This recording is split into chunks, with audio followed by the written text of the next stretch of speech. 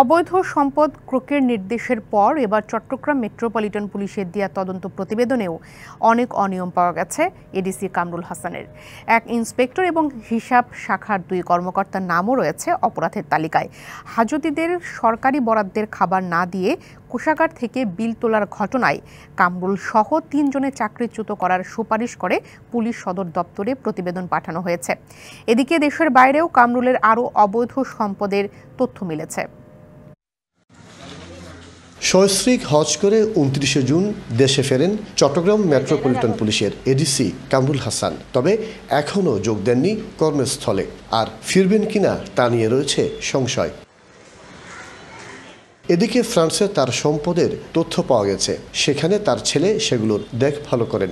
দুর্নীতিবাজ কর্মকর্তাদের বিরুদ্ধে এ ধরনের ব্যবস্থা নিয়েই খুশি সাধারণ মানুষও। এডিসি হয়ে এত বিশাল অর্থের মালিক কীভাবে হয়েছে? আইনের প্রয়োগ বা যথারীতিভাবে জবাবদিহিতার আওতায় আনতে পারতো, সেক্ষেত্রে আমি মনে করি আরও এই জিনিসটা কমে যেত। গেল মঙ্গলবার কামরুল ও তার স্ত্রীর অবৈধ সম্পদ ক্রোকের নির্দেশের পর পাহাড়তলী এলাকায় 3 তলা বাড়িতে দেখা মিলেনি পরিবারের সদস্যদের। তার স্ত্রী গৃহিণী হলেও তার রয়েছে 5টি জাহাজ, বিলাসবহুল বাড়ি, ফ্ল্যাট, দোকান, গাড়িসহ কিনেই তার ধন ভাণ্ডারে। শুধু স্ত্রী নয়, নিজেও অঢেল সম্পদের মালিক।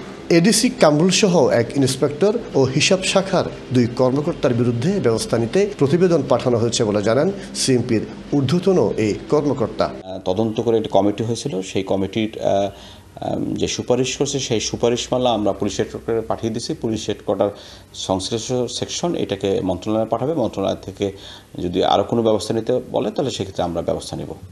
দুদকের অনুসন্ধানে কিছু সম্পদের তালিকা উঠে আসার পর মিলছে আরও অবৈধ সম্পদের তথ্য।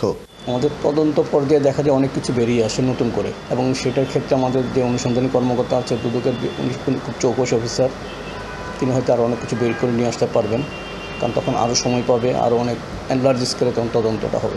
এদিকে দুদকের অনুসন্ধানে সিএমপির সাবেক ও বর্তমান বেশ কয়েকজন কর্মকর্তার অবৈধ সম্পদ অর্জনের তথ্য পাওয়া গেছে। মাসুদুল হক, ডিবিসি নিউজ, চট্টগ্রাম।